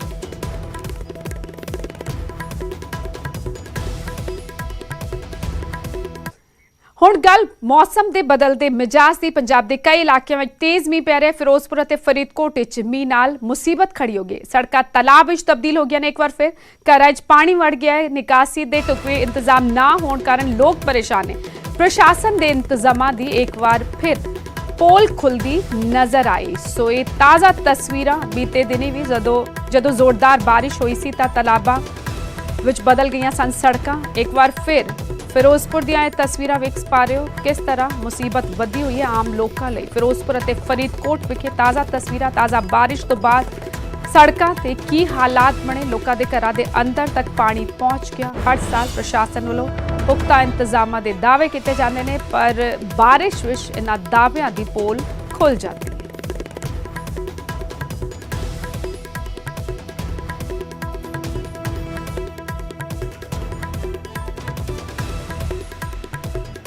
ਫਿਰੋਜ਼ਪੁਰ ਅਤੇ ਫਰੀਦਕੋਟ ਦੀਆਂ ਤਾਜ਼ਾ ਤਸਵੀਰਾਂ ਵੇਖ ਪਾ ਰਹੇ ਹੋ ਤੁਸੀਂ।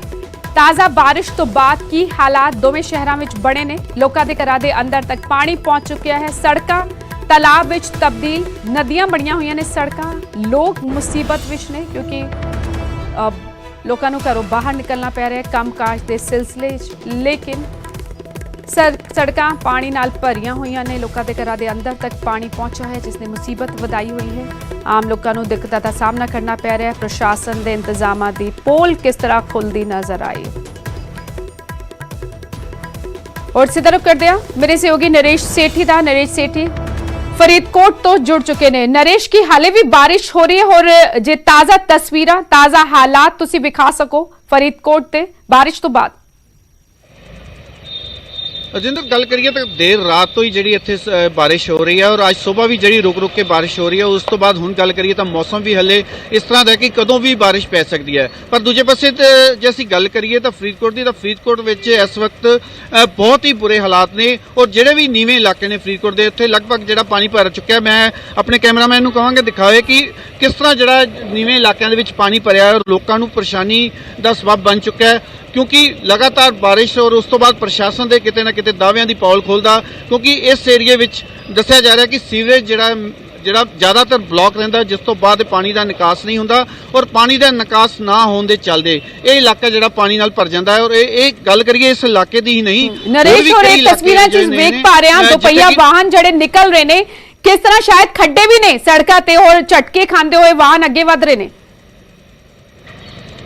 बिल्कुल बिल्कुल जे सड़कों की गल करिए, सड़कों की हालात भी कुछ बड़ा दुरुस्त नहीं है, क्योंकि जगह जगह ते जेडे सड़कों ते टोए पे ने उसनों लैके काफ़ी परेशानी आ रही है, क्योंकि बारिश तो बाद जेड़ा पानी भर जाना और पानी तो भरन के बाद जेडे खड्डे नज़र नहीं आते वो किते ना किते 2 व्हीलर या जेडे 4 व्हीलर ने उस विच वजदे ने और उन्होंने काफ़ी नुकसान होंदा है और कई बारी हादसे भी होंदे ने, जिस हादसों के करके कईयां नूं जिहड़ियां चोटां भी आंदियां ने और कई बारी तां जान तक भी इन्हां हादसों दे विच चली जांदी ने, जिस करके जेड़ा लोकां नूं काफ़ी परेशानी दा फेस करनी पै रही है। जी रजिंदर, शुक्रिया नरेश। सीधे तस्वीरां फरीदकोट तो तुसी देख पा रहे हो किस तरह सड़कां तालाब विच तब्दील अते खड्डे नजर आ रहे हैं। साफ तौर ते जदों दोपहिया वाहन उधरों निकल रहे ने झटके खांदे होए, सो अपनी जान नूं खतरे विच पा के लोग सड़कां ते निकलन नूं मजबूर। पानी भरिया होया है, सीवरेज दा गंदा पानी है, बीमारियां नूं सद्दा दे रहा है पानी, लेकिन प्रशासन सुत्ता पिया है। ਅੱਗੇ ਵਧਿਆ ਖਬਰ ਹਿਮਾਚਲ ਪ੍ਰਦੇਸ਼ ਦੇ ਧਰਮਸ਼ਾਲਾ ਤੋਂ, ਜਿੱਥੇ ਬੇਕਾਬੂ ਕਾਰ ਦਾ ਕਹਿਰ ਵੇਖਣ ਨੂੰ ਮਿਲਿਆ। ਕਾਰ ਨੇ ਇੱਕ ਬਾਈਕ ਸਵਾਰ ਨੂੰ ਟੱਕਰ ਮਾਰ ਦਿੱਤੀ। ਹਾਦਸੇ ਦੀ ਸੀਸੀਟੀਵੀ ਤਸਵੀਰ ਸਾਹਮਣੇ ਆਈ ਹੈ। ਗਲਤ ਸਾਈਡ ਤੋਂ ਆ ਰਹੀ ਸੀ ਕਾਰ, ਜਦੋਂ ਬਾਈਕ ਦੇ ਪਰਖੱਚੇ ਉਡਾ ਦਿੱਤੇ ਇਸ ਕਾਰ ਨੇ। ਬਾਈਕ ਸਵਾਰ ਦੀ ਹਾਲਤ ਗੰਭੀਰ ਬਣੀ ਹੋਈ ਹੈ। ਧਰਮਸ਼ਾਲਾ ਪਾਲਮਪੁਰ ਮੁੱਖ ਮਾਰਗ ਤੇ ਇਹ ਹਾਦਸਾ ਹੋਇਆ और हादसे ਦੀਆਂ ਤਸਵੀਰਾਂ ਡਰਾਉਣ ਵਾਲੀਆਂ ਨੇ। ਕਿਸ ਤਰ੍ਹਾਂ ਤੇਜ਼ ਰਫ਼ਤਾਰ ਬੇਕਾਬੂ ਕਾਰ ਇੱਕ ਬਾਈਕ ਸਵਾਰ ਨੂੰ ਟੱਕਰ ਮਾਰਦੀ ਹੈ। ਇਸ ਤੋਂ ਪਹਿਲਾਂ ਵੀ ਇੱਕ ਸ਼ਖਸ ਨਿਕਲ ਜਾਂਦਾ ਹੈ ਠੀਕ ਠਾਕ, ਲੇਕਿਨ ਜਿਹੜਾ ਉਸਦੇ ਪਿੱਛੇ ਦੂਜਾ ਸ਼ਖਸ ਬਾਈਕ ਵਿੱਚ ਅੱਗੇ ਜਾ ਰਿਹਾ ਹੁੰਦਾ ਹੈ, ਕਿਸ ਤਰ੍ਹਾਂ ਤੇਜ਼ ਰਫ਼ਤਾਰ ਕਾਰ ਉਸ ਨੂੰ ਟੱਕਰ ਮਾਰਦੀ ਹੈ। ਗਲਤ ਸਾਈਡ ਤੋਂ ਆਂਦੀ ਹੈ ਅਤੇ ਗਲਤ ਸਾਈਡ ਤੇ ਚਲੀ ਜਾਂਦੀ ਹੈ ਇਹ ਕਾਰ। ਔਰ ਇਹ ਤਸਵੀਰਾਂ ਧਰਮਸ਼ਾਲਾ ਦੀਆਂ ਇਹ ਤਸਵੀਰਾਂ ਨੇ। ਦੱਸਿਆ ਜਾ ਰਿਹਾ ਹੈ ਕਿ ਧਰਮਸ਼ਾਲਾ ਪਾਲਮਪੁਰ ਮੁੱਖ ਮਾਰਗ ਤੇ ਇਹ ਹਾਦਸਾ ਹੋਇਆ ਹੈ। एक बाइक सवार पहला निकलता है, ठीक ठाक अगे निकल जाता है। दूजा बाइक सवार जदों अगे जाने की कोशिश करता है, तेज रफ्तार एक कार जड़ी है बेकाबू होकर दूजे पासे चली जाती है अते बाइक सवार नूं अपनी लपेट विच ले लैंदी है। जीप नजर आ रही है तस्वीरां विच, एक जीप जड़ी है तेज रफ्तार और किस तेजी दे नाल इस बाइक सवार नूं टक्कर मारदी है। बाइक दे पर खच्चे उड़ गए, नाल ही बाइक सवार भी गंभीर जख्मी दस जा रहे। कल दियां तस्वीरां ने तकरीबन सवेरे 11 बजे के करीब यह हादसा होया। यह हादसा धर्मशाला पालमपुर मुख मार्ग ते होया और हादसे की टाइमिंग भी जड़ी है तुसी वेख पा रहे हो।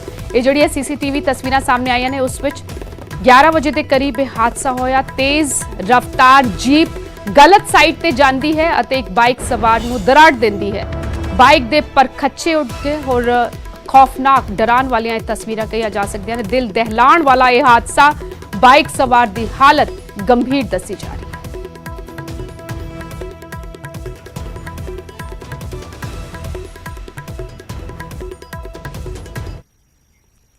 अगली खबर का रुख करते हैं। कोरोना काल दौरान गरीब लोगों के रोजगार खत्म हो चुके हैं, पर सिर चढ़े कर्ज की पंड दिनों दिन भारी होंदी जा रही। कामकाज ना होने कारण कर्ज दियां किश्तां भर नहीं हो रही ते निजी फाइनेंस कंपनी घर आके किश्तां लई तंग परेशान कर रही ने। समराला च पैंदे कई पिंडां दियां महिलावां ने तां इन्हां फाइनेंसर उत्ते बदसलूकी ते धक्केशाही दे इल्जाम लाए ने अते धरना दिता SDM दफ्तर के सामने।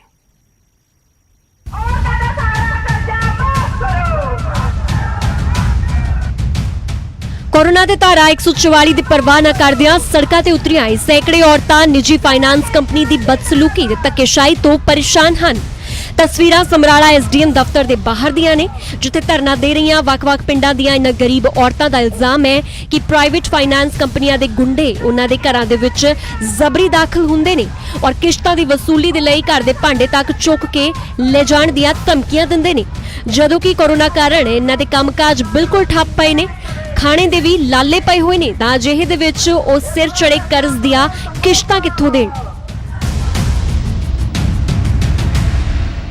पिछले समय कोरोना महामारी की यह जो बीमारी आई आ ਉਹਦੇ ਕਾਰਨ ਸਾਡੇ ਲੋਕਾਂ ਦੇ ਜਿਹੜੇ ਕੰਮ ਨੇਗੇ ਉਹ ਸਾਰੇ ਠੱਪ ਹੋਇਆ। ਜਿਹੜੀਆਂ ਸਾਡੀਆਂ ਔਰਤਾਂ ਨੇ ਮਾਈਕਰੋ ਫਾਈਨਾਂਸ ਕੰਪਨੀਆਂ ਤੋਂ ਕਰਜ਼ੇ ਚੁੱਕੇ ਹੋਏ ਸੀਗੇ, ਉਹ ਕਰਜ਼ੇ ਨਹੀਂ ਭਰ ਰਹੇ, ਉਹਨਾਂ ਤੋਂ ਕਿਸ਼ਤਾਂ ਨਹੀਂ ਭਰੀਆਂ ਜਾ ਰਹੀਆਂ। ਉਹਦਾ ਕਾਰਨ ਸਾਡੀ ਸਰਕਾਰ ਆ, ਉਹਨਾਂ ਦੀਆਂ ਉਹ ਮਾੜੀਆਂ ਨੀਤੀਆਂ ਨੇ ਜਿਹੜੇ ਕਾਰਪੋਰੇਟ ਘਰਾਣਿਆਂ ਦੇ ਜਿਹੜੇ ਵੱਡੇ ਵੱਡੇ ਅਰਬਾਂ ਖਰਬਾਂ ਕਰੋੜਾਂ ਰੁਪਏ ਤਾਂ ਮਾਫ ਕਰ ਰਹੇ ਆ। ਪਰ ਜਦੋਂ ਸਾਡੇ ਔਰਤਾਂ ਜਿਹੜੇ ਰੋਜ਼ੀ ਰੋਟੀ ਤੇ ਅੱਜ ਕੰਮ ਤੋਂ ਵੀ ਮੁਹਤਾਜ ਹੋਈਆਂ ਬੈਠੀਆਂ ਨੇ, ਉਹਨਾਂ ਦੇ ਜਿਹੜੇ ਥੋੜੇ ਥੋੜੇ ਕਰਜ਼ੇ ਆ ਸਰਕਾਰ ਉਹ ਮਾਫ ਨਹੀਂ ਕਰ, ਉਹਦੇ ਵਿੱਚੋਂ ਵੀ ਸਾਡੀਆਂ ਔਰਤਾਂ ਕਿਸ਼ਤਾਂ ਭਰੀ ਬੈਠੀਆਂ ਨੇਗੀਆਂ। ਸਿਰਫ ਕਿਸੇ ਦੀ ਇੱਕ ਕਿਸ਼ਤ, ਕਿਸੇ ਦੀ ਦੋ ਕਿਸ਼ਤ ਐਦਾਂ ਰਹਿੰਦੀ ਆ। ਮਤਲਬ ਸਰੇਆਮ ਜਿਹੜੀ ਲੁੱਟ ਹੋ ਰਹੀ ਆ। ਇੱਕ ਪਾਸੇ ਸਰਕਾਰ ਕਹਿੰਦੀ ਕਿ ਘਰੇ ਬੈਠੋ, ਪਰ ਕੀ ਸਾਡੇ ਲੋਕਾਂ ਦਾ ਘਰੇ ਬੈ ਕੇ ਢਿੱਡ ਭਰ ਜੂਗਾ?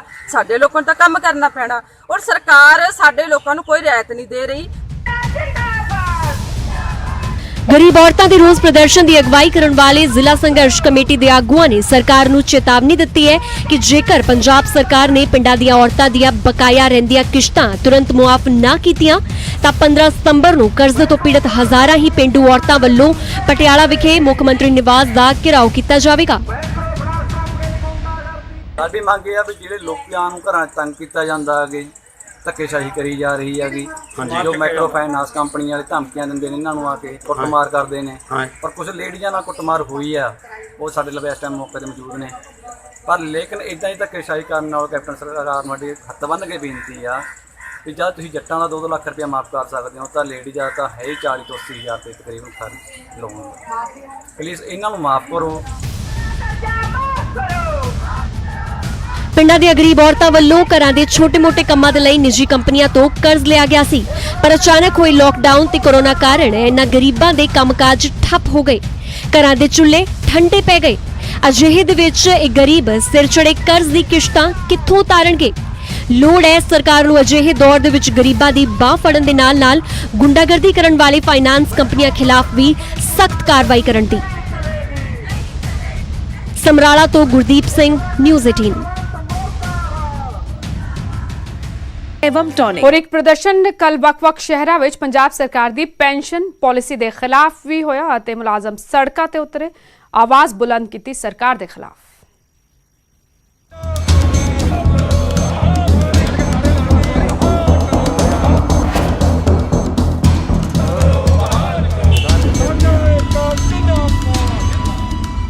ਸੜਕਾਂ ਤੇ ਸਰਕਾਰ ਖਿਲਾਫ ਨਾਅਰੇਬਾਜ਼ੀ ਕਰ ਰਹੇ ਇਹ ਪੰਜਾਬ ਦੇ ਵੱਖ-ਵੱਖ ਸਰਕਾਰੀ ਵਿਭਾਗਾਂ ਦੇ ਮੁਲਾਜ਼ਮ ਨੇ ਜਿਹੜੇ ਸਰਕਾਰ ਦੀ ਪੈਨਸ਼ਨ ਪਾਲਿਸੀ ਖਿਲਾਫ ਆਪਣਾ ਰੋਸ ਜ਼ਾਹਿਰ ਕਰ ਰਹੇ ਨੇ। ਦਰਅਸਲ 2004 ਚ ਭਰਤੀ ਹੋਏ ਮੁਲਾਜ਼ਮਾਂ ਦੀ ਪੈਨਸ਼ਨ ਸਰਕਾਰ ਨੇ ਬੰਦ ਕਰ ਦਿੱਤੀ ਹੈ ਅਤੇ ਇਸ ਸੰਬੰਧੀ ਬਣਾਈ ਕਮੇਟੀ ਨੇ 10 ਮਾਰਚ 2019 ਨੂੰ ਨੋਟੀਫਿਕੇਸ਼ਨ ਵੀ ਜਾਰੀ ਕਰ ਦਿੱਤਾ ਹੈ। ਇਸੇ ਦੇ ਰੋਸ ਵਜੋਂ ਰੋਪੜ ਚ ਡੀਸੀ ਦਫ਼ਤਰ ਦੇ ਮੁਲਾਜ਼ਮਾਂ ਨੇ ਪ੍ਰਦਰਸ਼ਨ ਕੀਤਾ। ਮੁਲਾਜ਼ਮ ਪੁਰਾਣੀ ਪੈਨਸ਼ਨ ਸਕੀਮ ਨੂੰ ਬਹਾਲ ਕਰਨ ਦੀ ਮੰਗ ਕਰ ਰਹੇ ਨੇ।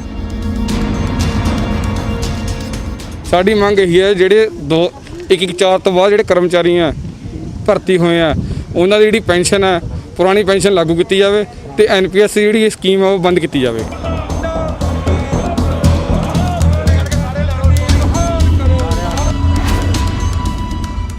ਉਧਰ ਸਮਾਣਾ ਚ ਵੀ ਸਾਰੇ ਵਿਭਾਗਾਂ ਦੇ ਕਰਮਚਾਰੀਆਂ ਨੇ ਨਵੀਂ ਪੈਨਸ਼ਨ ਸਕੀਮ ਦੀਆਂ ਕਾਪੀਆਂ ਸਾੜੀਆਂ ਅਤੇ ਸਰਕਾਰ ਖਿਲਾਫ ਨਾਅਰੇਬਾਜ਼ੀ ਕੀਤੀ।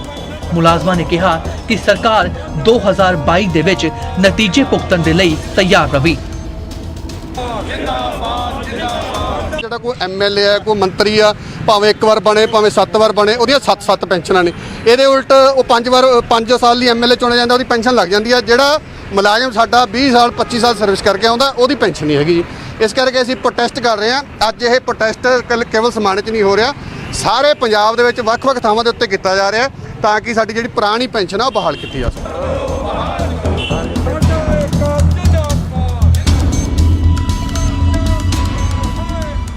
ਫਿਲਹਾਲ ਇਹ ਮੁਲਾਜ਼ਮ ਸਰਕਾਰ ਖਿਲਾਫ ਆਰ-ਪਾਰ ਦੀ ਲੜਾਈ ਦੇ ਮੂਡ 'ਚ ਨੇ। ਹੁਣ ਦੇਖਣਾ ਇਹ ਹੋਵੇਗਾ ਕਿ ਸਰਕਾਰ ਕਰਮਚਾਰੀਆਂ ਦੇ ਵਿਰੋਧ ਸ਼ਾਂਤ ਕਰਵਾਉਣ ਦੇ ਲਈ ਕੋਈ ਹੀਲਾ ਕਰਦੀ ਹੈ ਜਾਂ ਨਹੀਂ। ਰੋਪੜ ਤੋਂ ਅਵਤਾਰ ਸਿੰਘ ਅਤੇ ਸਮਾਣਾ ਤੋਂ ਪੁਰਸ਼ੋਤਮ ਕੌਸ਼ਿਕ, ਨਿਊਜ਼ 18।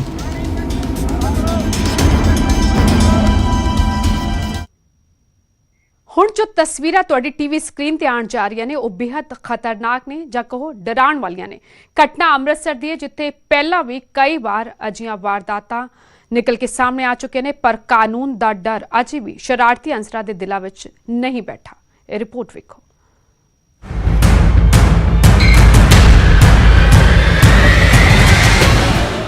ਕਾਨੂੰਨ, ਪੁਲਿਸ ਵਿਵਸਥਾ, ਲਾ ਐਂਡ ਆਰਡਰ ਅਜਿਹੇ ਸ਼ਬਦਾਂ ਦੀ ਸ਼ਾਇਦ ਅਜੋਕੇ ਸਮੇਂ ਦੇ ਕਿਸੇ ਦੇ ਜ਼ਿਹਨ 'ਚ ਨਾ ਤਾਂ ਕੋਈ ਥਾਂ ਬਚੀ ਹੈ ਅਤੇ ਨਾ ਹੀ ਸ਼ਾਇਦ ਜ਼ਰੂਰਤ। ਅਜਿਹਾ ਇਸ ਲਈ ਕਿਉਂਕਿ ਜੋ ਤਸਵੀਰਾਂ ਤੁਹਾਡੀ ਟੀਵੀ ਸਕਰੀਨ ਤੇ ਚੱਲ ਰਹੀਆਂ ਨੇ ਉਹ ਇਸ ਗੱਲ ਦੀ ਗਵਾਹੀ ਚੀਖ ਕੇ ਪਾ ਰਹੀਆਂ ਨੇ ਕਿ ਕਾਨੂੰਨ ਦੇ ਡਰ ਤੇ ਖੌਫ ਨੂੰ ਇਹ ਲੋਕ ਟਿੱਚ ਜਾਣਦੇ ਨੇ। ਗੁੰਡਾਗਰਦੀ ਵੀ ਵਿਖਾਉਂਦੇ ਆ, ਪੂਰੀ ਸਟੋਰੀ ਦੇ ਨਾਲ ਰੂਬਰੂ ਕਰਵਾਉਂਦੇ ਆ, ਪਰ ਪਹਿਲਾਂ ਦੱਸ ਦਈਏ ਕਿ ਤਸਵੀਰਾਂ ਅੰਮ੍ਰਿਤਸਰ ਦੀਆਂ ਨੇ, ਅੰਮ੍ਰਿਤਸਰ ਦੇ ਜਿਮ ਦੀਆਂ ਨੇ, ਜਿੱਥੇ ਇੱਕ ਸ਼ਖਸ ਇੱਕ ਦਿਨ ਆਇਆ ਦੇਸੀ ਕੱਟਾ ਲੈ ਕੇ, ਯਾਨੀ ਕਿ ਦੇਸੀ ਰਿਵਾਲਵਰ ਲੈ ਕੇ। ਇਲਜ਼ਾਮ ਤਾਂ ਇਹੋ ਨੇ। ਬਸ ਫਿਰ ਕੀ ਸੀ? ਇਸੇ ਦਿਨ ਤੋਂ ਬਾਅਦ ਸ਼ੁਰੂ ਹੋਈ ਆਤੰਕ ਦੀ ਕਹਾਣੀ ਨੂੰ ਲਿਖਣ ਦੀ ਦਾਸਤਾਨ। ਜਿਮ ਮਾਲਕ ਦੇ ਮੁਤਾਬਿਕ ਉਹ ਸ਼ਖਸ ਨੂੰ ਕਈ ਵਾਰ ਰੋਕਿਆ ਟੋਕਿਆ ਗਿਆ ਤੇ ਉਸ ਰੋਕਣ ਟੋਕਣ ਦਾ ਨਤੀਜਾ ਇਹ ਹੋਇਆ ਕਿ ਉਹ ਆਪਣੇ ਨਾਲ ਕੁਝ ਗੁੰਡੇ ਦੋਸਤਾਂ ਨੂੰ ਨਾਲ ਲੈ ਕੇ ਆਇਆ, ਜਿਮ ਚ ਆਇਆ ਅਤੇ ਭੰਨ ਤੋੜ ਕਰ ਵਾਪਸ ਚਲਾ ਗਿਆ। ਇਹ ਤਸਵੀਰਾਂ ਨੇ ਇਹਨਾਂ ਗੁੰਡਿਆਂ ਦੇ ਅੰਦਰ ਆਉਂਦੀਆਂ ਨੂੰ ਵੇਖੋ। ਜਿਮ ਚ ਕਸਰਤ ਕਰ ਰਹੇ ਨੌਜਵਾਨ ਕਿੰਜ ਸਹਿਮ ਜਾਂਦੇ ਨੇ ਕਿਉਂਕਿ ਇਸ ਸ਼ਖਸ ਦੇ ਹੱਥ 'ਚ ਰਿਵਾਲਵਰ ਹੈ ਅਤੇ ਬਾਕੀਆਂ ਦੇ ਹੱਥਾਂ 'ਚ ਵੀ ਲਾਠੀਆਂ ਡੰਡੇ। ਆਉਂਦੇ ਰਿਵਾਲਵਰਧਾਰੀ ਸ਼ਖਸ ਨੌਜਵਾਨਾਂ ਤੇ ਰਿਵਾਲਵਰ ਤਾਣ ਦਿੰਦਾ ਹੈ। ਇਹ ਨੌਜਵਾਨ ਵੀ ਡਰ ਦੇ ਮਾਰੇ ਇੱਕ ਕੋਨੇ ਤੇ ਇਕੱਠੇ ਹੋ ਜਾਂਦੇ ਨੇ ਤੇ ਬਸ ਫਿਰ ਦੇਖਦੇ ਹੀ ਦੇਖਦੇ ਇਹ ਗੁੰਡੇ ਆਪਣੀ ਗੁੰਡਾਗਰਦੀ ਦਾ ਨੰਗਾ ਨਾਚ ਸ਼ੁਰੂ ਕਰ ਦਿੰਦੇ ਨੇ। ਜੋ ਹੱਥ ਆਇਆ ਉਹ ਭੰਨਤਾ, ਕਦੇ ਇੱਕ ਥਾਂ ਤੇ ਕਦੇ ਦੂਜੀ ਥਾਂ ਤੇ, ਨਾ ਤਾਂ ਦਫ਼ਤਰ ਛੱਡਿਆ ਤਾਂ ਨਾ ਜਿਮ, ਸਭ ਫਿਲਮੀ ਸਟਾਈਲ 'ਚ ਖਤਮ ਕਰਤਾ। ਜਦੋਂ ਕੁਝ ਹੋਰ ਨਹੀਂ ਸੁਝਿਆ ਤਾਂ ਜਿਮ ਦੀਆਂ ਪਲੇਟਾਂ ਚੱਕ ਉਹ ਵੀ ਦੀਵਾਰ ਤੇ ਲੱਗੇ ਸ਼ੀਸ਼ੇ ਤੇ ਸੁੱਟਣੀਆਂ ਸ਼ੁਰੂ ਕਰ ਦਿੱਤੀਆਂ, ਹੋਰ ਥਾਵਾਂ ਤੇ ਮਾਰਨੀਆਂ ਸ਼ੁਰੂ ਕਰ ਦਿੱਤੀਆਂ ਇਸ ਸ਼ਖਸ ਨੇ। ਇਹਨਾਂ ਤਸਵੀਰਾਂ 'ਚ ਤੁਸੀਂ ਦੇਖ ਸਕਦੇ ਹੋ ਕਿ ਕਿਵੇਂ ਆਉਂਦੇ ਇੱਕ ਸ਼ਖਸ ਨੇ ਜਿਮ 'ਚ ਕਸਰਤ ਕਰਦੇ ਇੱਕ ਨੌਜਵਾਨ ਤੇ ਢਿੱਡ ਤੇ ਡੰਡਾ ਮਾਰਿਆ, ਪਰ ਮੌਕਾ ਵੇਖਦੇ ਹੀ ਉਹ ਸ਼ਖਸ ਅਤੇ ਉਸਦੇ ਕੁਝ ਹੋਰ ਸਾਥੀ ਭੱਜਣ 'ਚ ਕਾਮਯਾਬ ਵੀ ਹੋ ਗਏ।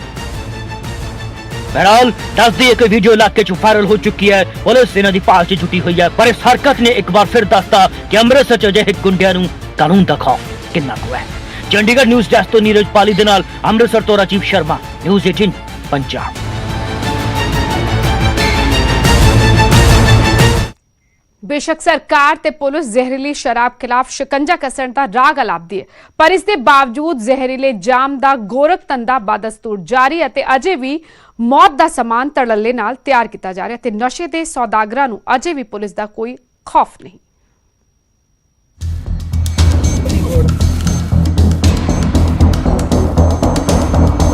ਤਿੰਨ ਜ਼ਿਲ੍ਹਿਆਂ 'ਚ ਜ਼ਹਿਰੀਲੀ ਸ਼ਰਾਬ 100 ਤੋਂ ਵੱਧ ਲੋਕਾਂ ਦੇ ਲਈ ਕਾਲ ਬਣ ਗਈ। ਵਿਰੋਧੀ ਸਰਕਾਰ ਤੇ ਹਮਲਾਵਰ ਹੋਏ ਤੇ ਸਰਕਾਰ ਤੇ ਪੁਲਿਸ ਪ੍ਰਸ਼ਾਸਨ ਦੀ ਆਖਿਰਕਾਰ ਨੀਂਦ ਖੁੱਲੀ ਤੇ ਹੁਣ ਹਰ ਰੋਜ਼ ਪੁਲਿਸ ਦੇ ਵੱਲੋਂ ਵੱਖ-ਵੱਖ ਥਾਵਾਂ ਤੇ ਰੇਡ ਕੀਤੀ ਜਾ ਰਹੀ ਹੈ ਤੇ ਹਜ਼ਾਰਾਂ ਲੀਟਰ ਨਜਾਇਜ਼ ਸ਼ਰਾਬ ਬਰਾਮਦ ਕੀਤੀ ਜਾ ਰਹੀ ਹੈ।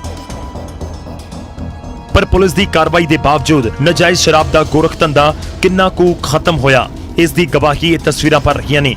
ਡਰਮ ਦੇ ਡਰਮ ਤੇ ਨਜਾਇਜ਼ ਸ਼ਰਾਬ ਤਿਆਰ ਕਰਨ ਵਾਲਾ ਸਾਜੋ ਸਮਾਨ ਪੂਰੇ ਮੰਜ਼ਰ ਨੂੰ ਬਿਆਨ ਕਰਦਾ ਹੈ।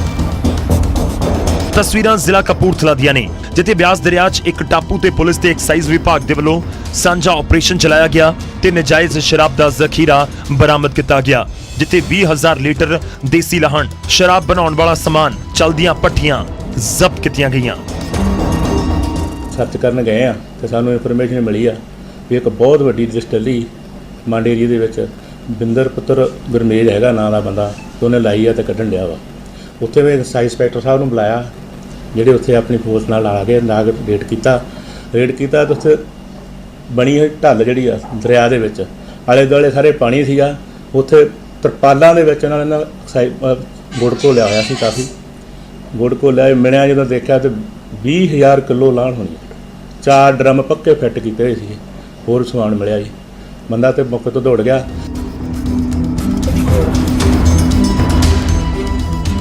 ਪੁਲਿਸ ਤੇ ਐਕਸਾਈਜ਼ ਵਿਭਾਗ ਦੇ ਵੱਲੋਂ ਕੀਤੀ ਛਾਪੇਮਾਰੀ ਦੌਰਾਨ ਮੁੱਖ ਮੁਲਜ਼ਮ ਭੱਜਣ 'ਚ ਕਾਮਯਾਬ ਰਿਹਾ, ਜਿਸ ਦੇ ਖਿਲਾਫ ਪਹਿਲਾਂ ਵੀ ਐਕਸਾਈਜ਼ ਐਕਟ ਦੇ ਤਹਿਤ ਕਈ ਮਾਮਲੇ ਦਰਜ ਨੇ, ਜਿਸ ਵੱਲੋਂ ਦਰਿਆ ਦੇ ਕਿਨਾਰੇ ਜ਼ਹਿਰੀਲੀ ਸ਼ਰਾਬ ਬਣਾਉਣ ਦਾ ਗੋਰਖ ਧੰਦਾ ਚਲਾਇਆ ਜਾ ਰਿਹਾ ਸੀ। ਐਕਸਾਈਜ਼ ਵਿਭਾਗ ਮੁਤਾਬਿਕ ਇਲਾਕੇ 'ਚ ਹੁਣ ਤੱਕ ਦੀ ਇਹ ਸਭ ਤੋਂ ਵੱਡੀ ਰਿਕਵਰੀ ਹੈ।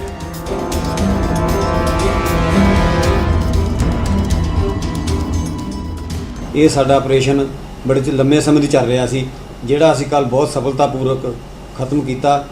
ਇਹਦੇ ਘੱਟੋ ਘੱਟ 6200 ਬੋਤਲ ਇਹਦੀ ਬਣ ਸਕਦੀ ਸੀ, ਜੋ ਕਿ ਇੱਕ ਸਰਕਲ ਦੇ ਕੰਜੰਪਸ਼ਨ ਆ, ਇੱਕ ਸਰਕਲ ਦੇ ਵਿੱਚ ਵਿਕ ਸਕਦੀ ਸੀ। ਇੱਕ ਸਰਕਲ ਦੇ ਪੂਰੇ ਦੇ ਵਿੱਚ ਘੱਟੋ ਘੱਟ 15-18 ਠੇਕੇ ਹੁੰਦੇ ਆ, 15-18 ਠੇਕਿਆਂ ਦੇ ਵਿੱਚ ਇਹ ਜਾਣੀ ਸੀ ਤੇ ਸਰਕਾਰ ਦੇ ਰੈਵਨਿਊ ਦਾ ਨੁਕਸਾਨ ਬਹੁਤ ਹੋਣਾ ਸੀ।